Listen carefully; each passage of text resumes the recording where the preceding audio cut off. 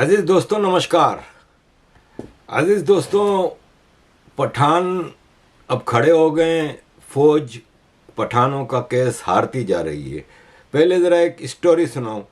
امریکہ میں ایک حجام تھا.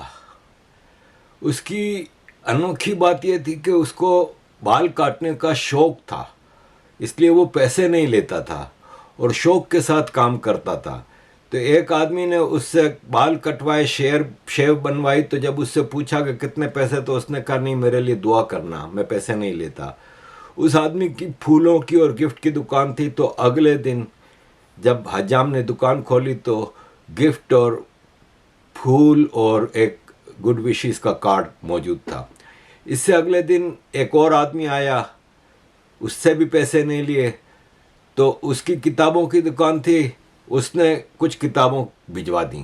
اس سے اگلے دن ایک گارمنٹس کی والا آیا، وہ بھی بہت خوش ہوا اس کے اخلاق سے دیکھ کے. اس نے پھر اس کو کچھ کپڑے بھجوائے. اس کے اگلے دن ایک پاکستانی آیا اور جب مفت میں شیو بال کٹوا کے وہ گیا تو حجام نے سوچا کہ اب دیکھیں کل کیا ملتا ہے. تو جب وہ اگلے دن دکان کھولنے گیا تو 50 پاکستانی وہاں پہ کھڑے تھے بال کٹوانے کے لیے. یہ ہیں مفت خور پاکستانی. عزیز دوستوں، جتنے غلط کام ہیں نا، ان سے کروا لیں پاکستانیوں سے. ہمارے لندن میں ایک علاقہ ہے ہونسلو. اس میں ایک 34 سال کا آدمی وہ ایک 15 سال کی سکھ لڑکی کو اغوا کر کے لے جاتا ہے. صبح 5 بجے سے رات 10 بجے تک اس کا ریپ کرتا ہے اور 6 اور دوستوں کو بلا کے ان سے بھی اس کا ریپ کرواتا ہے. ایک سکھ آدمی نے اس کو پکڑ لیا اور اس سے پوچھا کہ یہ سب کیا ڈرامہ ہے. تو وہ کوئی ایکسکیوز نہیں کر رہا تھا. Forward, yeah? What's going on, brother? Call the police. Who the fuck you gonna call, bro? What you saying, bro? Calm down. You know this girl's young, yeah? To be a groomer. Yes, you are, brother. The whole block saying it. The whole block saying it, brother. Huh?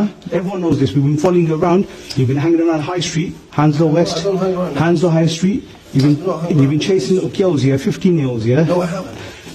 Are you forward, yeah? Yes, I am. It's you, brother. How old are you? How old are you? Listen, How the fuck are you? How old are you, brother? I'm 34. You're 34, yeah? She's 15 when you met her. No, no. How old is she now? She's 16. So it's okay for you. It's okay for you. Listen, Hold on. she's not From 15. 5 in the morning till fucking 9 o'clock, 10 o'clock at night, you're keeping it in your flat, and there's 5-6 mans there, yeah? 5-6 men. Brother, listen to me, listen to me, yeah? The whole Sikh community knows about this, yeah? I'm telling you right now. It doesn't matter if she's Sikh, it doesn't matter if she's white, it doesn't matter if she's Muslim, it doesn't matter. How you gonna love? یہ پاکستانیوں کے حال ہیں. اور پھر سارے سکھ اس کے گھر کے سامنے جمع ہو گئے. پولیس کچھ کر نہیں رہی تھی تو سارے پاکستانی سکھ ہی ہیں جو اس پاکستانی کے گھر کے سامنے جمع ہو گئے. اس معاملے میں ابھی تک پولیس نے کوئی ایکشن نہیں لیا. آئی ڈونٹ نو ابھی آج کچھ لیا ہو تو. عزیز دوستوں، پاکستان میں پشتون ایریا اور پشتون قوم اب پنجابی آرمی سے تنگ آ کے ایک الگ راستے پہ نکل پڑی ہے. ٹانک کے پی کا علاقہ ہے. وہاں پہ ایک پولیس گاڑی کے اوپر IED بم کے ذریعہ اٹیک کیا گیا. 6 پولیس والے کتے کی موت مارے گئے. عزیز دوستوں، کے پی کا جو چیف منسٹر ہے سہیل آفریدی، اس نے جو کام کیا ہے اب سندھ میں آ کے، اس نے ہلا کے رکھ دیا ہے. پاکستان آرمی کی ٹانگیں کانپ رہی ہیں. پہلے ذرا یہ بتا دوں کہ آج ایک بڑا امبیریسنگ سچویشن ہوئی. آسٹریلیا میں BBL کے لیے انہوں نے دنیا کے 3 سب سے بڑے کھلاڑی بابر اعظم، محمد رضوان اور شاہین آفریدی کو ہائر کیا تھا ایک مہنگے داموں میں کہ یہ اتنے بڑے کھلاڑی ہیں کہ کوہلی ان کے آگے کچھ نہیں ہے، بمراہ ان کے آگے کچھ نہیں ہے.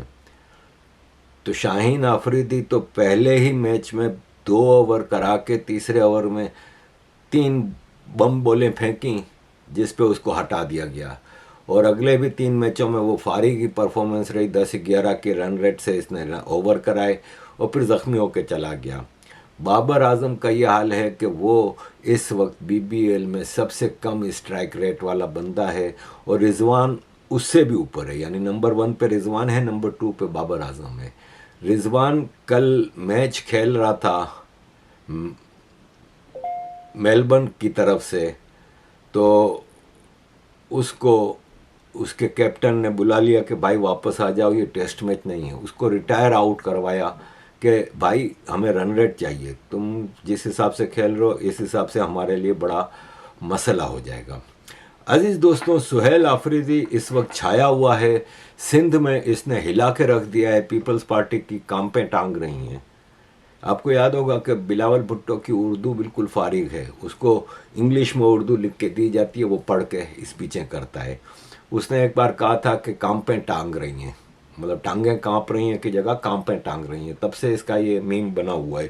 تو خیر, انہوں نے جب سہیل آفریدی نے سندھ آنے کا اعلان کیا تو انہوں نے سوچا پنجاب میں اس نے اتنا ہلڑ بازی کی, اس کو روکا گیا تو اس کو آنے دو. اس کا ویلکم کیا گیا.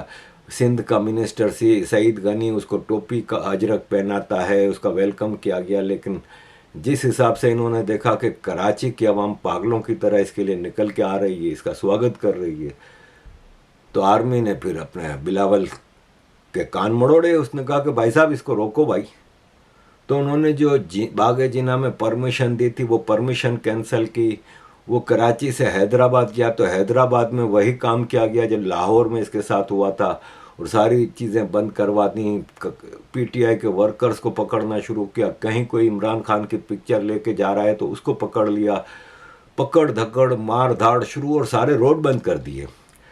اب وہ کراچی سے حیدرآباد سے کراچی جب واپس آ رہا تھا تو موٹر وے ہائی وے ساری چیزیں بند کر دیں, اور اس کے پاس کوئی رستہ نہیں تھا.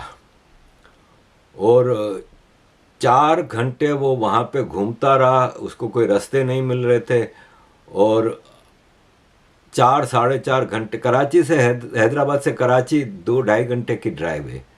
4.5-5 گھنٹے بعد یہ ایک کچے راستے پہ گھسا, اور وہاں سے ہوتا ہوتا یہ واپس کراچی پہنچا. اور اس نے کہا ٹھیک ہے آپ نے باغ جناح بند کر دیا ہے, ہم باہر جلسہ کر لیں گے. حالت یہ تھی کہ یہ جس راستے سے گزرتا تھا پبلک ہی پبلک تھی, اور اتنی پبلک کہ بتایا نہیں جا سکتا کہ اس نے جو وہاں پہ پبلک کے ساتھ اس کا جو انٹریکشن تھا. اور یہ واحد پاکستان کے کسی پروونس کا سی ایم ہے جو پبلک میں اس طرح کھلے عام گھوم رہا ہے. مریم نواز کے باپ کی ہمت نہیں ہے کہ وہ اس طرح پبلک میں نکل کے جائے. فل سیکیورٹی میں, فل پروٹوکول میں پروگرام ہوتے ہیں, اس میں یہ جاتی ہے. یہ عام آدمیوں میں مسلسل گھوم رہا تھا, اور جب جلسے کا ایک مختلف جگہوں پہ جلسہ کرتا گیا, جہاں گزرتا تھا وہاں پہ ہزاروں لوگ کھڑے ہوتے تھے, وہ جلسے کرتا گیا روڈ پہ. جہاں اس کا مین جلسہ تھا وہاں پہ روشنیاں بند کر دیں, ایون اسٹریٹ لائٹ بند کر دیں, اور اندھیرا گھپ کر دیا. لیکن سارے لوگوں نے اپنے موبائل کی لائٹیں آن کیں, اور اس نے اس اندھیرے میں ادھر جلسہ کیا. عزیز دوستوں, سندھ کی گورنمنٹ کہہ رہی ہے 2000 لوگ تھے. 2000 لوگ تو رستے میں ہر جگہ کھڑے تھے, 2-2, 4-4, 5-5, 10-10 ہزار. جلسہ گاہ میں 100,000 کے قریب لوگ تھے باہر, وہ تو بند کر دیا تھا باغ جناح. اور یہ کلیئر اشارہ ہے کہ آرمی کے ٹٹو ایم کیو ایم اور پیپلز پارٹی کا کوئی ووٹ بینک نہیں ہے. حیدرآباد میں بھی یہی ہوا. ابھی تو یہ لاڑکانہ اور ادھر جا رہا تھا لیکن اس کو جانے نہیں دیا گیا. اس نے سب کو ہلا دیا. اس کو پوچھا گیا کہ آپ ایجیٹیشن کی پولیٹکس کریں گے, آپ نیگوشیشنز کریں گے گورنمنٹ یا آرمی کے ساتھ. تو اس نے کہا کہ آرمی کا D G I S P R ہے, وہ پریس کانفرنس کرتا ہے, وہاں پہ 3 پروونس کے چیف منسٹرز کی تعریفیں کرتا ہے, اور 4.5 کروڑ کے پروونس کے پی کے چیف منسٹر کو ٹیررسٹ اور پتہ نہیں کیا کیا کہتا ہے. اور سب سے بڑی بات یہ ہے کہ میرے لیڈر عمران خان نے مجھے پبلک موومنٹ کا آرڈر دیا ہے, تو میں پبلک موومنٹ کر رہا ہوں. نیگوسیشنز اور کس طرح کی ایجیٹیشن کرنی ہے یہ سب محمود خان اچکزئی کو عمران خان نے کام دیا ہے تو وہ محمود صاحب جانے. میرا کام ہے پبلک کو موو کرنا، وہ میں پبلک موومنٹ کر رہا ہوں اور میں اس میں کامیاب ہو جاؤں گا. عزیز دوستوں، آرمی ہے نا پختون کیس ہارتی جا رہی ہے، اس لیے کہ افغانستان سے بارڈر بند ہے، وہاں کے سارے بزنس مینوں کے بزنس تباہ ہیں، تو کے پی والے خاص طور پہ سب سے زیادہ اس پہ افیکٹ ہوتے ہیں کیونکہ ان کا وہاں سے زیادہ بزنس ہے. پھر وہاں سے ظاہر ہے ان کا ٹرانسپورٹ سسٹم چلتا ہے، سب کچھ وہ سب ٹھپ ہے. تو ان کو افغانستان یا طالبان سے شکوہ نہیں ہے، کیونکہ پاکستان آرمی نے افغانستان کو سبق سکھانے کے لیے راستہ بند کیا تھا. اب آرمی ہاتھ پاؤں جوڑ رہی ہے لیکن طالبان راستہ کھولنے کے لیے تیار نہیں ہے، تو وہ راستہ بند ہو گیا ہے. اور پشتون اس وقت بھر کے پاکستان آرمی کے خلاف اپنے غصے کا اظہار کر رہے ہیں. عزیز دوستوں، پاکستان آرمی کا دوغلا کردار تو ہمیں نظر آتا ہے.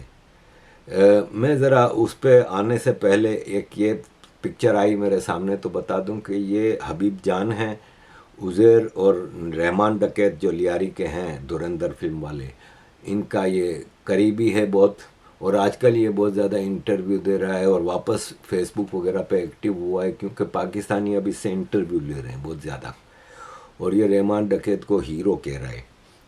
یہ اس پکچر میں آئی ایس آئی کے ایجنٹ لارڈ نذیر کی پپیاں لے رہے ہیں. یہ لارڈ نذیر اور آئی ایس آئی کے دوسرے ٹٹو مل کے ایم کیو ایم کے خلاف کئی پروٹیسٹ کرتے تھے.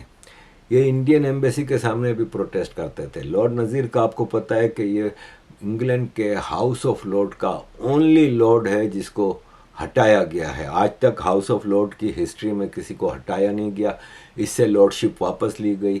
اس کے اوپر کیس چلا، ہیریسمنٹ کا کیس چلا ایک عورت کو جو کہ اس کے پاس کسی کام سے مدد مانگنے آئی تھی، انڈر ایج بچے کا کیس چلا، اور یہ سزا کاٹ کے اب چپ چاپ گمنامی میں پڑا ہے. آپ آئی ایس آئی کے ایجنٹوں سے ان پنجابائزڈ کشمیری ہے یہ، کیونکہ یہاں کا جتنا کشمیری ہے نا وہ پنجابائزڈ ہے. یہ ان کو اینٹی انڈیا تربیت دی گئی ہے، ٹریننگ دی گئی ہے، تو یہ پنجابی کشمیری ہیں. کشمیریت ان کے اندر اب اتنی رہی نہیں ہے. تو یہ لارڈ نذیر یہ ہے، اور حبیب جان بھی آئی ایس آئی کا ٹاپ آدمی ہے. اسی حبیب جان نے میری آخری میں جو 2016 میں آئی ایس آئی سے میٹنگیں کروائی تھیں اسی نے کروائی تھیں. مجھے بڑے اس نے چیزیں کہیں کہ کرو یہ کرو وہ کرو، لیکن بہرحال عزیز دوستوں، نواز شریف دبئی گئے اور دبئی میں ان کا بیٹا یا ان کا داماد علی ڈار کے ساتھ مختلف ہائی پروفائل بزنس مینوں سے ملے. علی ڈار آپ کو میں بتا دوں کہ نواز شریف کا داماد ہے اور deputy prime minister and foreign minister Ishaq Dar کا بیٹا ہے. اور یہ پورے پاکستان میں اس کو پبلسائز کیا گیا کہ دیکھو پاکستان کے لیے وہاں پہ انویسٹمنٹ ڈھونڈنے گیا ہے. کخ بھی کچھ بھی نہیں، یہ اپنی بزنس ڈیل کے لیے گیا. علی ڈار دبئی میں بہت بڑا اسٹیٹ ایجنٹ ہے، بلڈنگیں بنانا اور فلیٹ بیچنا اور پراپرٹیاں خریدنا بیچنا. وہ اس کے لیے مختلف پراپرٹی اس کے حوالے سے میٹنگیں کرتا رہا. عزیز دوستوں، پاکستان کے شہباز شریف نے محمد بن زید بن سلطان ال نہیان سے ریکویسٹ کی ہے کہ ہمارا جو 3 ارب کا قرضہ ہے وہ رول اوور کر دو. یہ قرضہ نہیں ہے، یہ ڈپوزٹ ہے جو کئی سال پہلے 1 سال کے لیے امارات نے دی تھی. مجھے جہاں تک یاد پڑتا ہے یہ نواز شریف جب پرائم منسٹر تھا تب سعودی عرب اور امارات سے، کیونکہ پاکستان ڈیفالٹ ہو چکا تھا اور ایک پیسہ فورن ایکسچینج ریزرو میں نہیں تھا، تو سعودی عرب سے $5 بلین اور امارات سے 4 یا 3 بلین ڈپوزٹ کے لیے دکھانے کے لیے کہ ہمارے پاس ہیں. 1 سال کے لیے لیا تھا اور ہر سال یہ رول اوور کراتے ہیں. اب سچویشن ایسی ہے کہ امارات اور سعودی عرب کا معاملہ چل رہا ہے اور ایسے میں پاکستان بیچ کی بلی بنا ہوا ہے، دونوں کشتیوں میں سوار ہے، دونوں کے ساتھ وہ کر رہا ہے. تو اس میں اس کے لیے مشکل آ گئی ہے شہباز شریف کے لیے کہ وہ کس کے پلڑے میں جائے. دونوں سے قرضے لیے ہوئے اور دونوں سے آگے بھی یہ ان کے کفیل ہیں دونوں. تو کیسے اس معاملے سے نپٹا جائے. دوسری طرف ایران کا معاملہ چل رہا ہے. سعودی عرب ایران کو فل سپورٹ کر رہا ہے, ایران کی ملا سرکار کو فل سپورٹ کر رہا ہے. سعودی عرب کہہ رہا ہے کہ بھائی ہم نے بڑی مشکل سے, ہمارا کئی 100 سال سے شیعہ سنی مسئلہ چل رہا تھا ایران کے ساتھ, اور اب جا کے ہماری ایک اچھی ڈیل ہو گئی, ہمارے دوستی کے تعلق ہو گئے, اب ہمارے پڑوس میں آپ آ کے پھر معاملہ خراب کر رہے ہو. جبکہ امارات کا اسرائیل کے ساتھ بڑا کلوز ریلیشن شپ چل رہا ہے, اور ایسے میں امارات اسرائیل کی پالیسی سیم ہے. تو نظر یہ آ رہا ہے کہ ایران کے معاملے میں امارات اسرائیل اور امریکہ کو سپورٹ کر رہا ہے, اور پاکستان آرمی چیف کھل کے بیچ کے آیا ہے پاکستان کو, لیٹا ہوا ہے عاصم منیر ڈونلڈ ٹرمپ کے آگے, اور عاصم منیر نے امریکہ کو اشور کرایا ہے کہ آپ پاکستان کے راستے جو کرنا چاہیں ایران میں کریں, ہم آپ کو کھلا راستہ دے رہے ہیں. ظاہر ہے ان کے پاس اور کوئی چوائس تو ہے نہیں, لیکن یہ ہے کہ امریکہ اور اسرائیل پاکستان پہ بھروسہ کرنے کو تیار نہیں ہے. اس لیے کہ یہی چیز افغانستان میں ہوئی تھی کہ جب 79 میں انویژن ہوتا ہے سوویت کا, تو ڈالر بھر بھر کے ضیاء الحق کو دیے گئے, اور پاکستان امریکہ کی جنگ لڑتا رہا وہاں پہ, جس کا بیڑا غرق آج تک پاکستان کا ہوا ہے. اس شروعات وہیں سے ہوئی تھی. پاکستان میں ڈرگس اور ہتھیاروں کی بھرمار آ گئی, ٹیررزم آ گئی, ٹیررسٹ کھلے عام گھومنے لگے, کیونکہ آپ اپنے ملک میں ٹیررسٹ پروڈیوس کرنے لگے تھے. مدرسے پاکستان میں شروع سے تھے, لیکن ان کی جو نوعیت تھی نا, ان کی جو ضرورت تھی نا, وہ بدل گئی تھی. پہلے مدرسے میں صرف قاعدہ قرآن پڑھنے جاتے تھے, اب مدرسوں میں ٹیررزم اور اسلامک ایکسٹریمزم کی ایجوکیشن دی جاتی تھی, باقاعدہ ٹیررزم کی ٹریننگ دی جاتی تھی ضیاء الحق کے زمانے سے. تو یہ سب پاکستان کا جو ڈیموگرافی ہے پوری چینج ہوئی ہے اس جنگ سے. اور جب 85 میں جنیوا ایگریمنٹ ہوتا ہے 85 یا 86 میں, کہ اب سوویت وڈرول ہو گیا ہے, اور اب امریکہ بھی وہاں سے اپنا انٹرسٹ ختم ہو گیا کہ سوویت وڈرو ہو گیا, اور نظر آ رہا تھا کہ اب سوویت یونین اینی ٹائم ٹوٹنے والا ہے. کیونکہ سوویت یونین میں جب انویژن کیا تھا نا افغانستان میں, تو برزنیف وہ سوویت یونین کا لیڈر تھا, اور 18-20 سال سے وہ تھا اور بڑا اسٹرانگ تھا. لیکن اس کے بعد لگاتار سوویت یونین میں تبدیلیاں آنی شروع ہوئیں. اس کی وجہ یہ ہے کہ لینن آیا, لینن کے بعد 3 یا 4 لیڈر آئے 20-25 سال, جیسے کروشچیف آیا, اسٹالن آیا, اور یہ برزنیف آیا. تو برزنیف کے مرنے کے بعد ایک بڈھا پولیٹ بیورو کا ممبر تھا یوری آندروپوف, وہ بنا. 2 سال بعد وہ بھی مر گیا, تو چرننکو بنا. 2 سال بعد وہ بھی مر گیا. پھر گورباچوف بنا. اور جب گورباچوف بنا تو میں سعودی عرب میں تھا, اور میرے فادر مجھے بتا رہے تھے کہ یہ CIA ایجنٹ ہے. اور ریگن تک, اگر آپ لینن سے لے کر ریگن تک دیکھیں تو 25 امریکہ کے 20-25 پریسیڈنٹ بدلے, لیکن سوویت یونین میں 3-4 بدلے. کنٹینیوشن آف لیڈرشپ تھی. لیکن ریگن کے زمانے میں 80 سے 88 کے درمیان 4 تبدیلیاں آئیں سوویت یونین میں. تو 85 میں نظر آ رہا تھا کہ سوویت یونین اب ٹوٹ رہا ہے, تو امریکہ افغانستان سے نکل گیا. اب پاکستان نے کہا کہ افغانستان میں پھر ہمارا تو ڈالر کی دکان بند ہو گئی, ہم نے اتنے ٹیررسٹ پروڈیوس کیے ہیں, اتنے سارے مجاہدین جو ہم نے بنائے ہیں, ان کا کیا کریں؟ ان کو آپس میں لڑا دیا. گلبدین حکمت یار, غلام احمد ربانی, عبدالرشید دوستم, احمد شاہ مسعود, ابو سیاف, یہ مختلف وار لوڈ تھے جن کے انڈر میں پاکستان نے ٹیررسٹ کریٹ کر کے دیے تھے. وہ آپس میں ان کو لڑوا دیا. افغانستان سول وار میں چلا گیا. امریکہ کو واپس پھر ادھر انٹرسٹ دکھانا پڑا.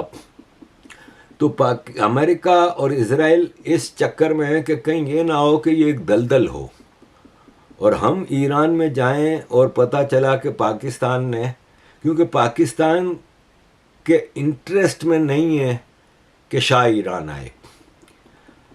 یاد رکھیے گا کہ شاہ ایران کا پاکستان کے ساتھ, دیکھیں ایران کا ہمیشہ پاکستان کے ساتھ ایک نارمل ریلیشن شپ رہا ہے. اندر خانے دونوں ایک دوسرے سے نفرت کرتے ہیں. یہ بات آپ کو کلیئرلی بتاؤں. ایران کے شاہ ایران کے زمانے میں یا ایوب خان کے زمانے میں پاکستان میں بلوچستان میں پیٹرول ڈسکور ہوا، لیکن ایران بارڈرنگ ایریا تھا. ایران نے پاکستان کو روکے رکھا، ایکسپلائٹ نہ کرنے دیا آئل، اور اس کے بدلے میں ایران پاکستان کی کچھ نہ کچھ مدد کرتا رہا. خمینی کے آنے کے بعد پاکستان میں ضیاء الحق، ایران میں خمینی، دونوں اسلامک ایکسٹریمسٹ، دونوں ٹیررسٹ مائنڈس. لیکن ایک تھا ایکسٹریمسٹ دیوبندی، ایک تھا ایکسٹریمسٹ شیعہ. ملنے کو تو دونوں مل رہے تھے، لیکن آپ کو یہ یاد رکھنا ہوگا کہ اس وقت افغان وار بھی پیک پہ تھی، اور ایران کا امریکہ سے اتنا بڑا پنگا تھا. ایران کے جب ریولیوشن آتا ہے، خمینی آتا ہے، تو امریکہ نے ایران کے جتنے فورن ایکسچینج تھے امریکہ میں اور اس ایسیٹس تھے وہ فریز کر دیے تھے. تو ایران نے امریکن ایمبیسی کے لوگوں کو ہائی جیک کر لیا، کڈنیپ کر لیا، اور ان کو ہاسٹیج بنایا اور بولا ان کو میں تب چھوڑوں گا جب تم ہمارے ایسیٹس ریلیز کرو گے. تو ایران نے اپنے سارے پیسے واپس لیے تھے، اس کے بعد ان لوگوں کو واپس بھیجا تھا. امریکہ میں اس وقت ایک بہت ہی کمزور پریسیڈنٹ جمی کارٹر ہوتا تھا، اور برابر میں افغانستان میں ایک پیک پہ وار چل رہی تھی. سی آئی اے اور آئی ایس آئی مل کے افغان ٹیررسٹوں کا یا مجاہدین کے ساتھ مل کے سوویت یونین سے لڑ رہے تھے. اس وقت امریکہ ایران کے اوپر حملہ کرنے کی غلطی نہیں کر سکتا تھا، کیونکہ خمینی بہت قریب تھا رشیا کے سے، اور پاکستان اور کہ خمینی ایران کا اور پاکستان کے ضیاء الحق بڑے اچھے طریقے سے ملتے تھے اور اچھی باتیں ایک دوسرے کے لیے کرتے تھے. لیکن سب کو پتہ ہے کہ ضیاء الحق امریکی ایجنٹ تھا اور وہ افغانستان میں امریکہ کی وار لڑ رہا تھا. تو خمینی امریکہ سے لڑ رہا تھا، تو دونوں کو پتہ تھا کہ ہم ایک دوسرے پہ بھروسہ نہیں کر سکتے. اس لیے ایران نے کبھی پاکستان پہ بھروسہ نہیں کیا، کیونکہ ایران میں ہمیشہ اینٹی امریکہ گورنمنٹ رہی ہے 79 کے بعد، اور ایران کو اچھی طرح پتہ ہے کہ پاکستان امریکہ کا پٹھو ہے. تو پاکستان بلوچستان میں باقاعدہ ٹیررسٹ کیمپ بنا کے ایران میں ٹیررسٹ بھیجتا رہا ہے. آج سے نہیں، کافی عرصے سے. آج سے 2 سال پہلے ایران نے ایئر اسٹرائک بھی کی تھی بلوچستان میں ایک ٹیررسٹ کیمپ پہ، جیسے بھارت نے بالا کوٹ پہ کی تھی. تو یہ ہے کہ امریکہ اور اسرائیل پاکستان پہ بھروسہ کرنے کو تیار نہیں، اس لیے کہ پاکستان یہ ڈر رہا ہے کہ اسرائیل کی سپورٹڈ گورنمنٹ اگر آ جاتی ہے ایران میں تو پھر بلوچستان تو ہاتھ سے جائے گا بالکل ہی، کیونکہ بغل میں اگر اسرائیل کی پوری گورنمنٹ کہتے ہیں اس وقت بھی سی آئی اور موساد کے کئی ایجنٹ ایران میں یہ جو انسرجنسی ہے اس کو آگے بڑھا رہے ہیں. تو عزیز دوستوں، بڑا کمپلیکیٹڈ کیس ہے. لیٹس سی آگے کیا ہوتا ہے. تھینک یو ویری مچ عزیز دوستوں for all your support. Kindly keep supporting.